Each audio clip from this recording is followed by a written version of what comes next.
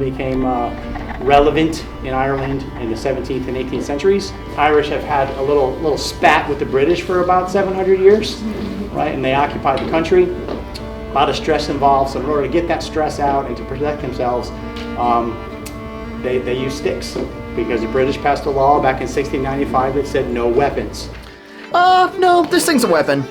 That'll engage the core. Today I'm going to be venturing into the martial arts style of the Irish stick. I'm going to practice it, I'm going to test it out on some people. This was a bad idea. But this is a style I never knew existed and never thought I'd be trying today. Here we are. Let's do a quick warm-up. We're using what used to be shillelaghs, right? Sticks that you can find anywhere on the ground, right? It's here. Think of a boxer with a jab. Just watching. Just hold the left stick out. There we go, right there. Good. All right, so going lead, reverse, or right, left, depending on how you want to think about it. I'm somewhat familiar with weapon systems, but immediately, this one is unlike anything I've done before. Wielding a weapon with two hands? Sure. Holding it in the middle? I've never seen that before. When I do this, it does a couple of things. One, it opens up the chest. I'm now using my chest muscles to make this a harder strike. It's here. 1, 2, 1, 2.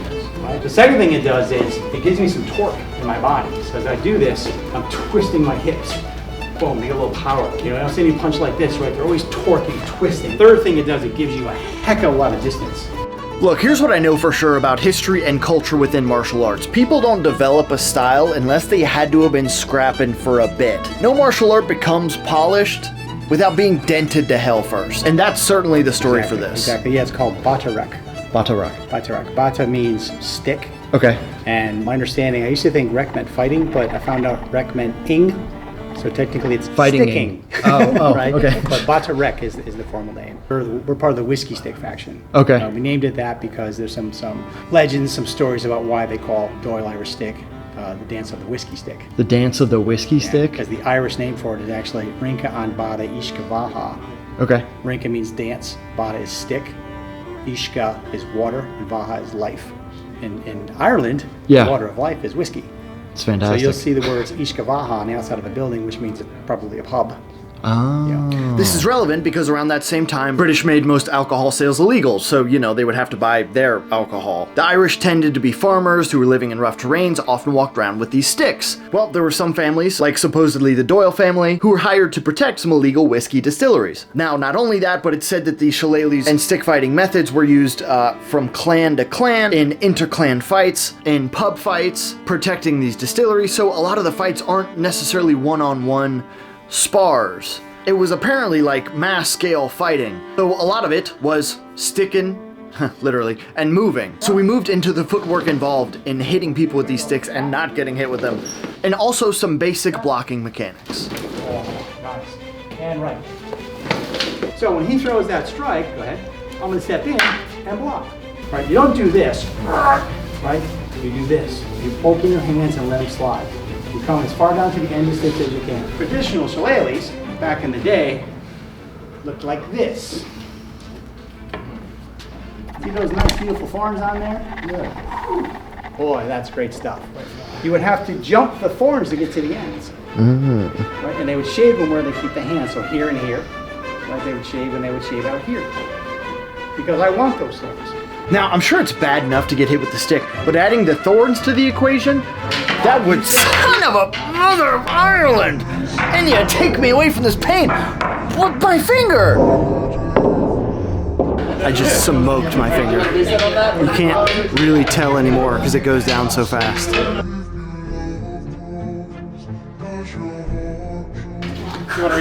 It hurts so bad. Excuse me for a second while I contemplate my entire existence. Right here I was looking as far away from my finger as I possibly could because if I don't look at it, it didn't fall off. That's the rule. Just for a minute, I want to do 1, 2, 3, 4, 5. 1, 2, 3, 4, 5. But eventually I got more confident in the basic blocks. But the question is, can I do this when people are actually swinging at me? We won't really find out until tomorrow.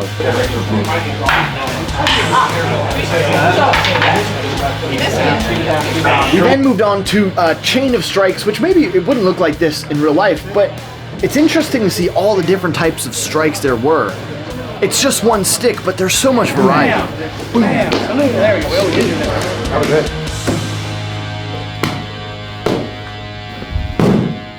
Sometime in the early 1800s, probably around 1820 or so, a Doyle ancestor who was a pugilist realized that if I hold it with two hands, I can get a lot more bang for my buck. I can fight like a boxer.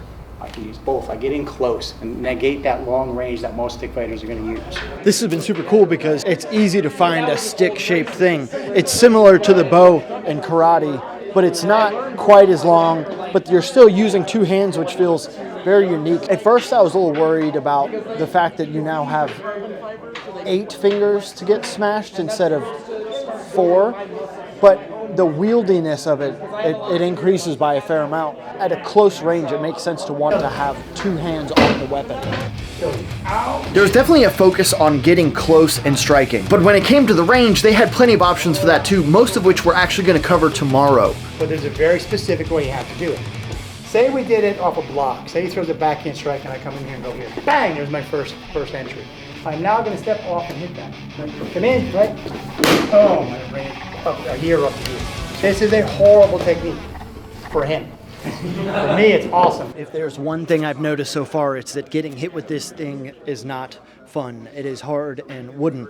And one of the main rules of stick fighting in general is either be far away enough that they can't touch you, or be close enough that you can hold the weapon without them getting momentum on it. And for this one, that's quite literally what all the movements are. It's either a big exaggerated step back or a step forward to crash the distance. It almost seems like offense is what they choose for their defense, but I could be wrong. That's something we might have to figure out tomorrow when we inevitably hit each other with these, which I'm not super looking forward to now. Dude, my fingy hurts, okay? It doesn't look bad anymore, but it still hurts. You see the side of it. It looks like nothing on camera, and it makes me so sad. My fingy hurts? What am I, a child? What am I gonna go home after this and read a children's book?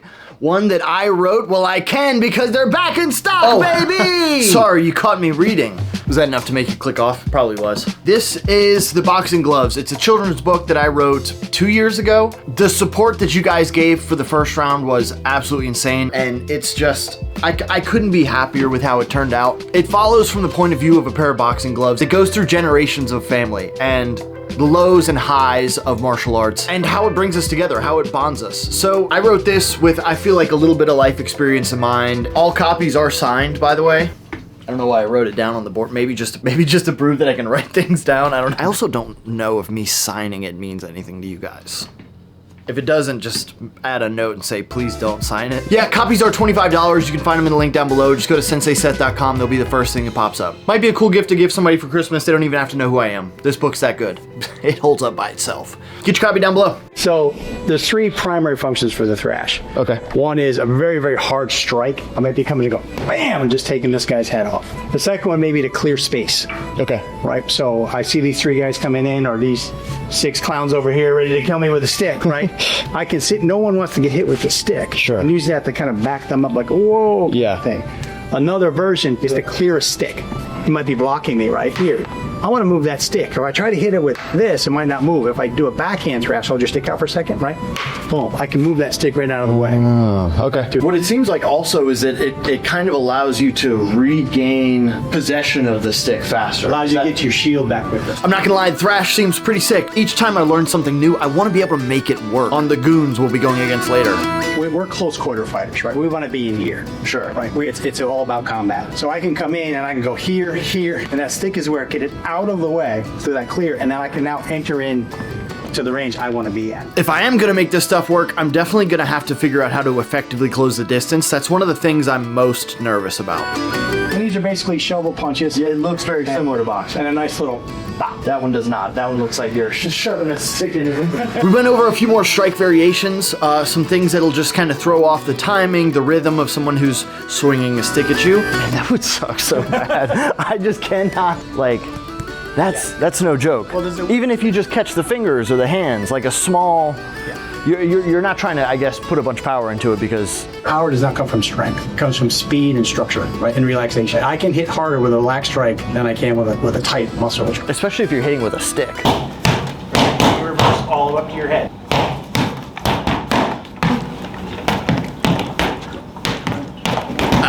can't lie to you guys, I felt pretty raw with this thing.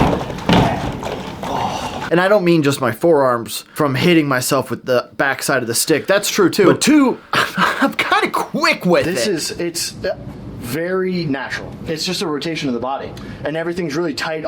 So many lifts that we do are barbell based. Yep. And they're with this. And you're driving upward. Yeah. 1, 2, 3, 4. Step out. Bang. There we go. There you are. One last round of practicing against multiple attackers and trying to get... I don't know, we were just kind of goofing off here.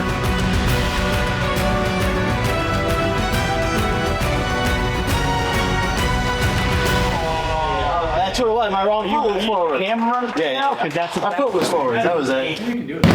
So we're gonna put on our gear, and then you're gonna get to actually beat us. Beat some people. I don't have to put on any gear. No, you don't have to put on anything. You get to do the hitting. I get to just do the hitting? Yeah. Have you guys seen my channel before? Do you know? I'm usually the one who gets beat up. Oh, nice. We could beat you up. So you can No, it's fine.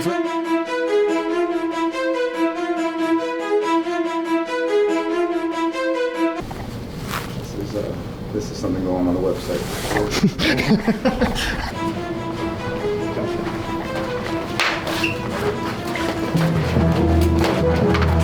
Do you think there was any change in the stick itself after they started fighting with it? That it was adapted at all to be more of a weapon? Most of the time, it's that blackthorn shillelagh. We're talking about people who were farmers and peasants. They used what they had. Blackthorn was great because thorns on the blackthorn get to 4 inches long. And what I just discovered recently is that they've realized that blackthorn, if you get cut with a blackthorn, it's actually worse. There's something in the plant that actually makes you more prone to infection and more prone to complications from getting injured from a blackthorn. So, and I'm sure that they knew that. Yeah.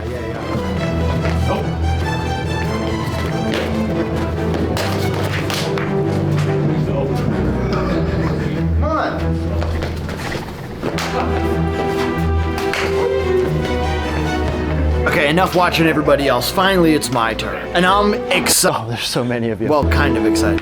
Nothing's gonna stop. Oh, hold on. Pause. End game off. Okay, actually, let's go.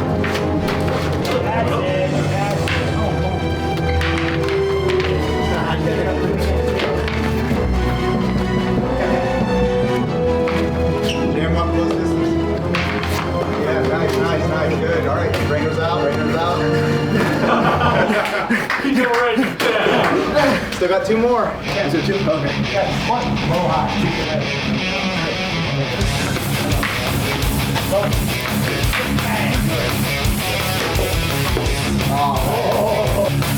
Oh, your shoes. Oh no, it's. Hey.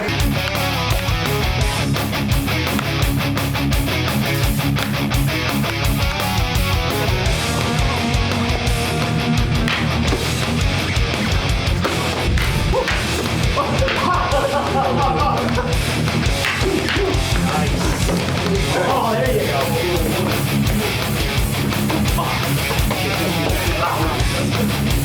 You want to keep him alive? Keep him alive. Take him alive. We need to. Nice.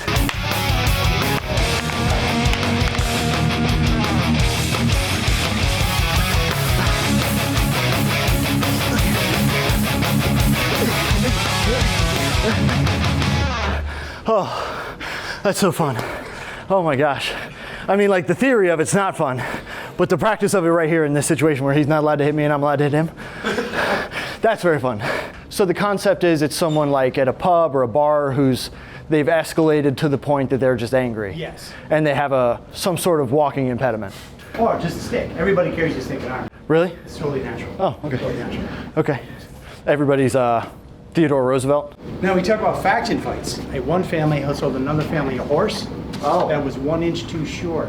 So they loaded up their sticks, went over, and let's go. I mean, it was that, just on a dime they started these things. Dang. But from an attacker standpoint, you don't have to hit full speed and super fast. Yeah. So you have your stick up. My attack should be here, like, boom. Sure. Because he's going to cut in and take you out from that position. Once he's here, he's going to pivot. Yeah, see how that works? Yep. That's a little bit more realistic. So as you spar here and then you spar going forward as you do it in class. Sure. You want to think about throwing a realistic attack, not this. Sure. I'm committed. Boom! Right? Kind of thing. I might even come in here. I'm trying to touch this guy. Sure. I'm not doing the tit for tat thing. So Gotcha. have fun. Just don't kill each other.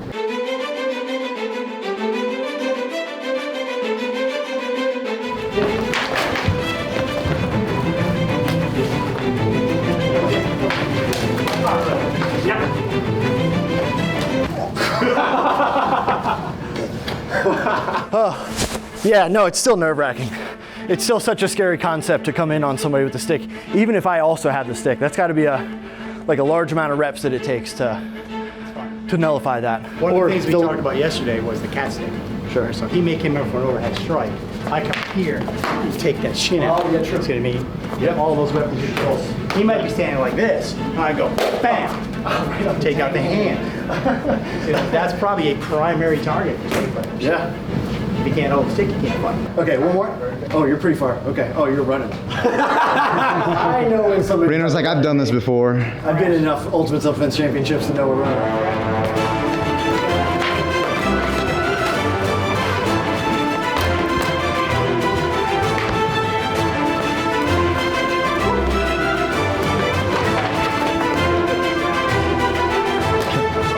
You gotta walk past him for it.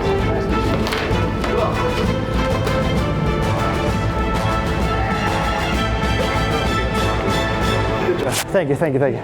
Okay. All right. That was insane. That was a lot different than I expected it to feel. But once you get in like that, all the stuff was exactly, it was kind of actually very similar to what you said. Being on the outside doesn't feel safe or comfortable, but once you crash on the inside and you have the dominant position, everything feels much more correct. You know what I mean? I'm gonna need to keep this on my way out of here though. I got hit in the knee at one point. All right guys, thanks for watching. Make sure you subscribe.